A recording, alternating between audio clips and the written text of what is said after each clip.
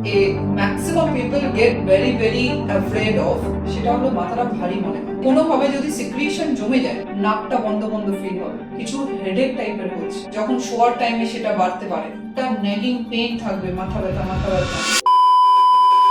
নমস্কার, উপকার থেকে আমি সুস্মিতা কুণ্ডু। উপকার হলো এমন একটি প্ল্যাটফর্ম, যে প্ল্যাটফর্মের মাধ্যমে আপনারা খুব সহজেই ঘরে বসে ডক্টরের অ্যাপয়েন্টমেন্ট বুক করতে পারবেন। আজ আমরা কথা বলবো ইয়ার নোজ থ্রোট নিয়ে। আমাদের সাথে রয়েছেন ENT doctor. Good morning everyone, আমি ডক্টর বৈশালী সরকার। আমি প্র্যাকটিসিং ইএনটি সার্জন, কলকাতাতে প্র্যাকটিস করি ভেরিয়াস এরিয়াতে। আমি উপকারের সঙ্গে প্রথম থেকেই যুক্ত আছি and it's a very good app.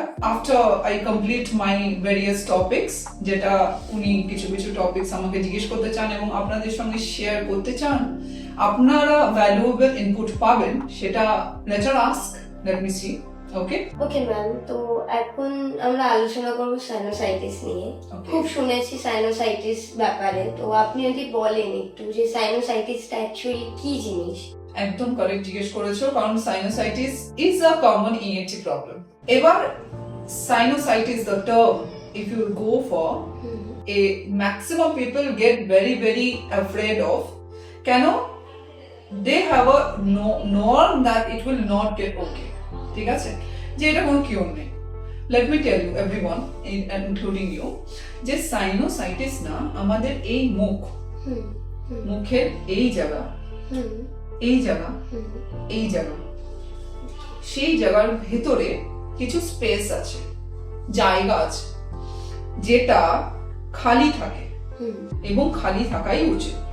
খালি থাকার জন্য আমাদের যে মুখের যে বোনস, সেগুলো লাইটার, লাইট মানে বেশি, কম হেভি, তাতে আমাদের মুখটা হালকা মনে হয়, ঠিক আছে। এবার সাইনোসাইটিস হলো ওই যে জায়গা যেগুলো আছে মুখের ভেতরে, তাদের বলে সাইনাস, ঠিক আছে।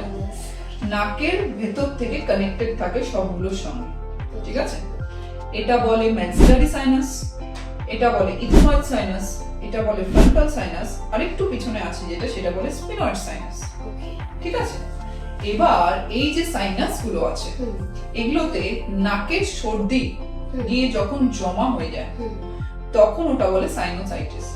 সর্দি ছাড়াও ওই সাইনাসের ভেতরে যদি কোনো ইনফেকশন, ইনফ্লামেশন, যাই হোক, মানে কোনোভাবে যদি সিক্রিশন জমে যায়, তাহলে ওটা বলে সাইনোসাইটিস।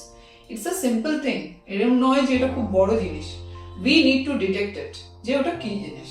তো ম্যাম, আপনি যে বলছেন সাইনোসাইটিসটা খুব সিম্পল, খুব নর্মাল, তো সেই ক্ষেত্রে সাইনোসাইটিসের কি কি সিমটমস হতে পারে, মানে যেটা দেখে আমরা বুঝতে পারবো যে হ্যাঁ এটা সাইনোসাইটিস বা সাইনাস। ওকে ওকে, দেখো সাইনোসাইটিস যেটা আমি বললাম, যে ওই সাইনাসের মধ্যে যে স্পেস গুলো, ওগুলো সিক্রিশনে জমা হয়ে যাচ্ছে, তাহলে তাতে যেটা প্রবলেম হয় সেটা হলো মাথাটা ভারী মনে হয়।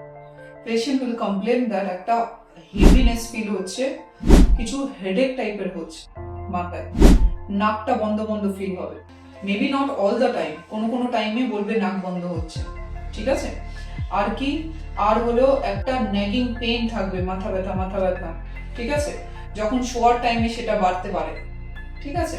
যখন কোনো ট্রিগার পয়েন্ট থাকবে, যেমন ধরো কারো যদি অ্যালার্জিক সাইনোসাইটিস থাকে, তাহলে অ্যালার্জিক টেন্ডেন্সি যখন বাড়বে, বেশি সিক্রিয়েশন বেড়ে গেলে সাইনোসাইটিসের মাত্রা বেড়ে যাবে এবং তারা কমপ্লেন করবে আমার বেশি পেইন হচ্ছে, বেশি ব্লকেজ হচ্ছে, হেডেক হচ্ছে। এগুলো হলো মেইন কমপ্লেন অফ সাইনোসাইটিস। আচ্ছা, এই হেডেকটা কি সব সময় মানে যখন তখন হতে পারে? যখন তখন হতে পারে, যখন তখন, বিশেষ করে যদি রোদে বেরোনো হয়, তাহলে সাইনোসাইটিসের সমস্যাটা মনে হয় যে বেশি বাড়ছে।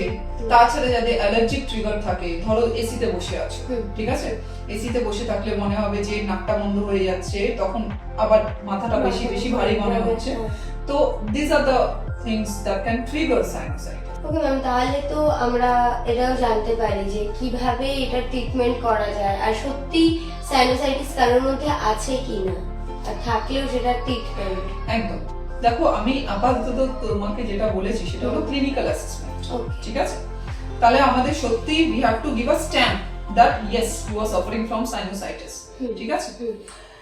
এবার সাইনোসাইটিস সত্যি আছে কিনা সেটা দেখার জন্য মেইনলি হলো x-ray of the paranasal sinus বা a CT scan of the paranasal sinus to stamp it যে হ্যাঁ ইউ আর হ্যাভিং সাইনোসাইটিস। ঠিক আছে, এবার যদি সাইনোসাইটিস থাকে then we have to see যে কত পার্সেন্ট সাইনোসাইটিস আছে।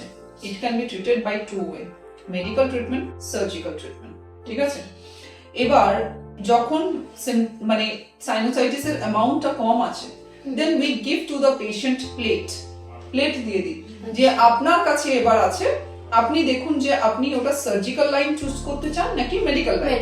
ঠিক আছে, কারণ কি দুটোতেই is very good result. Okay, but ধরো যদি অনেক বেশি আছে সাইনোসাইটিস তখন কিন্তু মেডিকেলি ঠিক হবে না, তখন ওটা সার্জারি করলে বেশি ভালো হবে। মেডিকেল ট্রিটমেন্টের মধ্যে ওই তোমার সিক্রিশন কমানোর জন্য কোনো অ্যান্টি অ্যালার্জিক ওষুধ, যদি আন্ডারলাইন কজ অ্যালার্জি থাকে, যদি ধরো ইনফেকশন ডিটেক্ট হচ্ছে তাহলে ইনফেকশনের ওষুধ, অ্যান্টিবায়োটিক। ঠিক আছে, নেজাল ডিকনজেস্টেন্ট দেওয়া হয় যাতে একটুখানি কনজেশনটা কমে, যাতে সিক্রিশনটা কমে। Apart from that anti inflammatory ওষুধ দেওয়া হয়। This are the things. But এটা যদি ইয়েস সার্জারি হলো অনেক ধরনের সার্জারি হয়। সাইনোসাইটিসের যে সার্জারি সেটা এখন যে কারেন্ট সিনারিও সেটাতে হলো আমরা এন্ডোস্কোপিক্যালি করি। ঠিক আছে, it is called functional endoscopic sinus surgery. Why it is functional? নাকের ভেতরে যে সাইনাস গুলো লাইনিং আছে সেটাকে ইনট্যাক্ট রেখে বাদবাকি যে ইনফ্লামেশন আছে এবং সর্দি আছে সেটাকে বাদ করে দেওয়া হয়, এবং বাইরে কোনো কাটাছেঁড়া কিন্তু করা হয় না। আচ্ছা, যা হয় ভেতর থেকে আমরা টিভিতে দেখে এন্ডোস্কোপিক্যালি ঢুকে দেখে নিই যে কোন কোন জায়গায় কতটা ইনভলভ আছে, আর ওটা আজকাল এখন মডার্নাইজ মেশিন চলে এসেছে ডেব্রাইডার, তো সেটা সাইনাস গুলোকে খেতে থাকে এবং অপারেশন ইজ ভেরি সিম্পল করে নেওয়া হয়। আচ্ছা, এই অপারেশন করলে কি সাইনাস কি চলে যাবে নাকি যার মধ্যে ছিল সেটা থেকেই যাবে? হ্যাঁ, ভালো কোশ্চেন করেছো। অপারেশন করলে সাইনাস পুরো চলে যায়, কিন্তু ধরো যদি তার কোনো ট্রিগার পয়েন্ট হয়, যেমন আবার ইনফেকশন হলো, আবার অ্যালার্জি হলো, তাহলে আবার হবে সাইনোসাইটিস। বেসিক্যালি ওটা তো একটা স্পেসের মধ্যে ওই স্পেস গুলোতেই সিক্রিশন জমছে। তাহলে যদি বলা হয় যে আমার সার্জারি করার পরে আমি একবার করে নিলাম আর সারা জীবন কিছু হবে না, no, you have to prevent those things. যেমন নিজেকে ঠান্ডা থেকে বাঁচিয়ে রাখলাম, বেশি রোদে গেলে ছাতা ইউজ করলাম, বা হলো মানে যদি অ্যালার্জিক ট্রিগার কোনো কিছু থাকে, ডিম, চিংড়ি মাছ বা কোনো কিছু লিস্ট আউট করা, কিছুতে অ্যালার্জিক ট্রিগার হচ্ছে সেগুলো প্রিভেন্ট করা, তাহলে এটা ফার্দার হবে। আচ্ছা, এই যে রোদে বেরোলে যে ছাতা ইউজ করতে হবে বা এই খাবারগুলো খেতে বারণ করছেন, তো সেই কারণে ধরুন ছাতা নিয়ে বেরোনোর পরও কারো যদি মাথা খুব বেশি যন্ত্রণা করে বা এরকম কি হতে পারে? হ্যাঁ, হতে পারে। তার মানে হলো সাইনোসাইটিস হচ্ছে। ঠিক আছে, তাহলে মানে তার ফার্দার প্রিভেনশন করতে হবে। ঠিক আছে, এবং ট্রিটমেন্ট করতে হবে সাইমালটেনিয়াসলি। আমাদের কাছে তো নরমাল পেশেন্ট আসে না যারা জাস্ট ছাতা নিয়ে বেরোলো, একটু প্রবলেম হলো চলে এলো। ঠিক আছে, আমাদের কাছে আসেই তারা যাদের হলো অনেকটা সাইনোসাইটিস হয়ে আছে এবং সেটা সত্যিই ট্রিটমেন্ট দরকার হবে। ওকে ওকে, থ্যাংক ইউ। ওকে, ধন্যবাদ ডক্টর বৈশালী সরকারকে আমাদের সাথে এত গুরুত্বপূর্ণ বিষয় আলোচনা করার জন্য। ধন্যবাদ আপনাদেরও আমাদের সাথে থাকার জন্য। ওকে, আমি ভেরি থ্যাংক ইউ যে তুমি অনেক রকম জিনিস জানতে চাইলে, এবং আমিও আমার তরফ থেকে নিউজগুলো আমি পেশেন্টকে দিতে পারলাম। আমি আপনাদের সবাইকে জানিয়ে রাখি উপকারটা কি। উপকার হলো একটা অ্যাপ, যেমন আমরা উবার, ওলা অ্যাপ এখন বেরিয়ে গেছে, আরবান ক্লাব বেরিয়ে গেছে, তো উপকার হলো একটা অ্যাপ থেকে আমরা ডক্টর কনসালটেশন বুক করতে পারি, আমরা এখান থেকে ল্যাব টেস্ট বুক করতে পারি। আরেকটা অ্যাডভান্টেজ আছে যে এখান থেকে আমরা অ্যাম্বুলেন্স বুক করতে পারি। ঠিক আছে, এটা একটা আপকামিং অ্যাপ যেটা আপনারা যত ইউজ করবেন তত আপনাদের দেখবেন যে ঘরের মধ্যে এসে আপনাদের যে থেরাপি বলুন বা হলো ল্যাব টেস্ট বলুন বা ব্লাড টেস্ট বলুন, এগুলো সব একটা ইজ হয়ে যাচ্ছে।